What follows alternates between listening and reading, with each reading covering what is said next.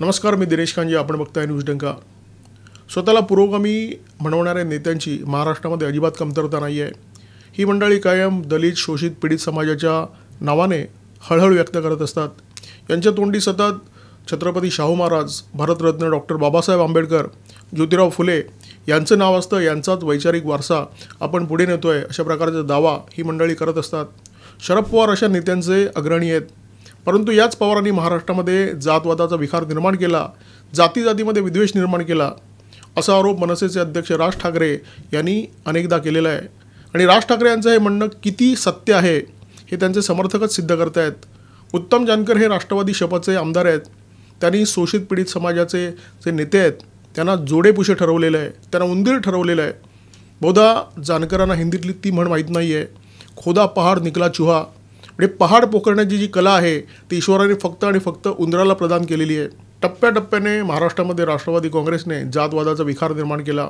कधी वाजवा तुतारी हटवा वंजारी अशी घोषणा दिली, वंजाऱ्यांना टार्गेट केलं. कधी समर्थ रामदास, दादोजी कोंडदेव, राम गणेश गडकरी, शिवशाहीर बाबासाहेब आंबेडकर यांची नावं घेऊन ब्राह्मणांना टार्गेट करण्यात आलं. एकदा नेता जातवादी मानसिकतेचा असेल तर ही मानसिकता झिरपत कार्यकर्त्यांपर्यंत यायला, समर्थकांपर्यंत यायला अजिबात वेळ लागत नाही. आता सवर्णांना टार्गेट केलं, ओबीसीनं टार्गेट केलं, उरले कोण तर शोषित पीडित. तर त्यांचाही उद्धार उत्तम जानकर यांनी करून टाकलेला आहे. पवार आणि त्यांच्या समर्थकांनी मार्कडवाडी पॅटर्न नावाने जे काही पेल्यातलं वादळ निर्माण केलेलं आहे त्या वादळाच्या विरोधात गोपीचंद पडळकर, सदाभाऊ खोत आणि राम सातपुते हे 3 नेते मार्कडवाडीला गेले आणि तिथे त्यांनी या पॅटर्नच्या विरोधात जोरदार एल्गार केला. हेच निमित्त मिळालं उत्तम जानकर यांना आणि त्यांनी या 3 नेत्यांचा उद्धार करून टाकला. उत्तम जानकर यांनी जी काही मुक्तफळं उधळली आहेत त्यातून राष्ट्रवादी शपथच्या नेत्यांची मानसिकता नेमकी कशी असते त्याच्यावर झळझळीत प्रकाश पडलेला आहे. आधी ते बोलले राम सातपुते यांच्याबद्दल. सातपुते यांच्यासारखे लोक मोहिते पाटलांकडे बूट पुसायला असतात असा दावा उत्तम जानकर यांनी केला. नंतर ते घसरले गोपीचंद पडळकर यांच्यावर. पडळकरांचा उल्लेख त्यांनी बारकेसारखे उंदीर अशा प्रकारे केला आणि असे बारकेसारखे 5 उंदीर शरद पवार रोज नाश्त्याला खातात असा गमतीदार दावासुद्धा त्यांनी केला. जेव्हा जानकर यांच्यासारखे शोषित पीडित समाजातले लोक जेव्हा सरंजामशाही वृत्तीच्या नेत्यांबरोबर असतात, त्यांच्याबरोबर वावरतात, तेव्हा अनेकदा त्यांची मानसिकतासुद्धा त्याच नेत्यांसारखी बनून जाते. वास्तविक गोपीचंद पडळकर आणि उत्तम जानकर हे एकाच समाजाचे आहेत, धनगर समाजाचे आहेत. परंतु मोहिते पाटील किती मोठे आहेत हे दाखवण्यासाठी त्यांनी आपल्या समाजाच्या एका बांधवाचा उपमर्द केलेला आहे. जगद्गुरू संत तुकाराम यांनी एका अभंगामध्ये संतांचं वैशिष्ट्य सांगितलेलं आहे. ते असं म्हणतात की आपणासारखे करीती तत्काळ नाही काळ वेळ तया लागे. अर्थात संतांच्या संपर्कामध्ये जे लोक येतात त्यांना काही काळातच संत आपल्यासारखं करून टाकतात, म्हणजे संत पण देतात. अपवादात्मक परिस्थितीमध्ये हा जो गुण आहे तो काही असंतांनासुद्धा लागू होतो की काय असा प्रश्न मला पडलेला आहे. कारण जानकर शरद पवारांच्या संपर्कात आले, मोहिते पाटलांच्या संपर्कात आले आणि त्याच सरंजामी मानसिकतेतून बोलायला लागले. पडळकर असो, सातपुते असो किंवा सदाभाऊ खोत असो, हे जे नेते आहेत त्यांना कोणतीही राजकीय पार्श्वभूमी नव्हती. समाजासाठी संघर्ष करता करता ही मंडळी नेतेपदाला पोचली, समाजाचा आवाज बनली. पडळकर यांची पवारांवर जी टीका असते ती अनेकदा एकेरी असते, अनेकदा पातळी सोडून असते. ही बाब मान्य केली तरी ही टीका वैयक्तिक आकसातून नसते, ही बाब सत्य आहे. पडळकरांचा जर विरोध असला तर तो पवारांच्या कुटील राजकारणाला आहे.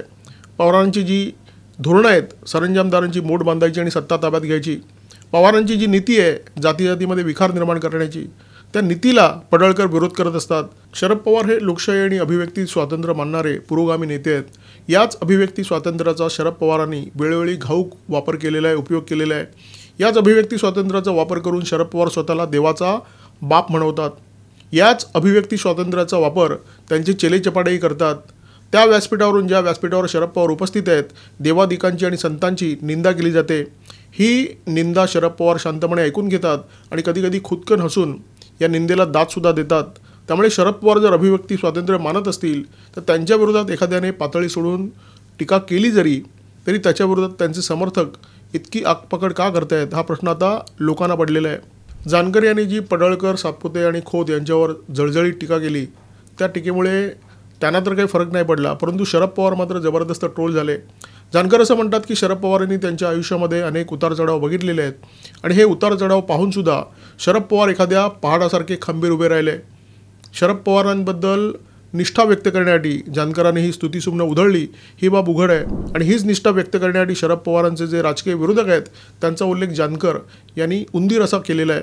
शरद पवारांची भलामण करण्यासाठी जानकर यांनी आणखी एक विधान केलं, ते विधान म्हणजे पडळकरांसारखे 5 उंदीर शरद पवार रोज नाश्त्याला घेतात। खरं तर शरद पवार किती मोठे आणि पडळकर किती छोटे हे दाखवण्यासाठी जानकर यांनी हे विधान केलेलं आहे, परंतु त्यांना कल्पनाच आली नाही की आपण डांबराने आपल्याच नेत्याचं तोंड काळं करतोय।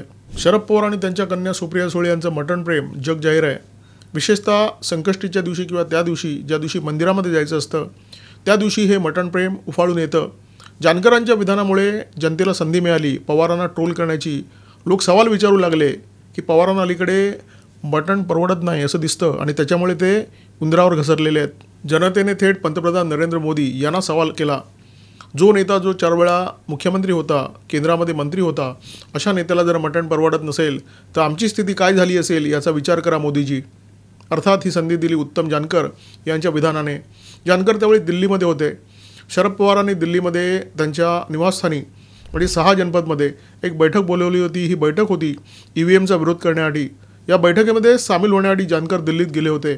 आता तुम्हाला प्रश्न पडला असेल की राष्ट्रवादी शपथचा एक आमदार दिल्लीमध्ये कशाला बैठकीला गेला आहे, तर त्याचं उत्तर हे आहे की ज्या मार्केटवाडी पॅटर्नची चर्चा करण्यासाठी शरद पवार दिल्लीमध्ये अन्य काही नेत्यांना घेऊन बसलेले, त्या मार्केटवाडी पॅटर्नचे जन्मदाते हे जानकरच आहेत। त्यामुळे जाताना तर ते खूप मानताट करून गेलेले, परंतु जानकर यांनी केलेलं विधान आणि त्याच्यानंतर झालेलं ट्रोलिंग याच्यामुळे जानकर यांना कुठे कुठे आणि किती किती हाणलं असेल याची आपण कल्पना नाही करू शकत। जानकर म्हणतात त्याप्रमाणे पवार हे पहाडच आहेत, परंतु हा जो पहाड आहे तो गोपीचंद पडळकर आणि राम सातपुते यांच्यासारख्या उंदरांनी पोखरून आतून फार भुसभुशीत केलेला आहे। त्यामुळे बाहेरून हा पहाड खूप मोठा वाटतो, विशाल वाटतो, परंतु आतून हा पहाड पूर्णपणे पोखरला गेलेला आहे। आणि याला जर कोण कारणीभूत असेल तर ते स्वतः शरद पवार आहेत। त्यांचं जातवादी राजकारण आहे, ही पवारांचीच करणी आहे।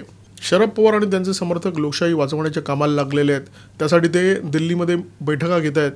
लोकशाही वाचवण्यासाठी त्यांना EVM नको आहे, त्यांना बॅलेट पेपरवर मतदान हवं आहे। हे मतदान इतकं महत्त्वाचं आहे की जानकर यांनी विधान केलेलं आहे की निवडणूक आयोगाने नकार दिला तरी आम्ही बॅलेटवर मतदान घेणार, कोर्टाने नकार दिला तरी आम्ही बॅलेटवर मतदान घेणार। म्हणजे जानकर हेच कोर्ट झालेले आहेत, जानकर हेच निवडणूक आयोग झालेले आहेत। म्हणजे थोडक्यात सांगायचं झालं तर या मंडळींना भारतामध्ये अराजक निर्माण करायचं आहे, भारताचा सिरिया करायचा आहे आणि त्याच्यासाठी जानकर आणि शरद पवारांसारखे अन्य नेते जबरदस्त कामाला लागलेले आहेत। जानकरांची विधानं आणि त्याच्यानंतर निर्माण झालेली परिस्थिती याच्याबद्दल तुम्हाला काय वाटतं, आवर्जून आपल्या प्रतिक्रिया नोंदवा, व्यक्त व्हा। व्हिडिओ जर आवडला असेल तर लाईक करा, शेअर करा आणि आठवणीने सबस्क्राईब करा न्यूज डंका। आमचा व्हिडिओ जास्तीत जास्त लाईक करा, शेअर करा आणि आमचे YouTube चॅनल सबस्क्राईब करा। धन्यवाद।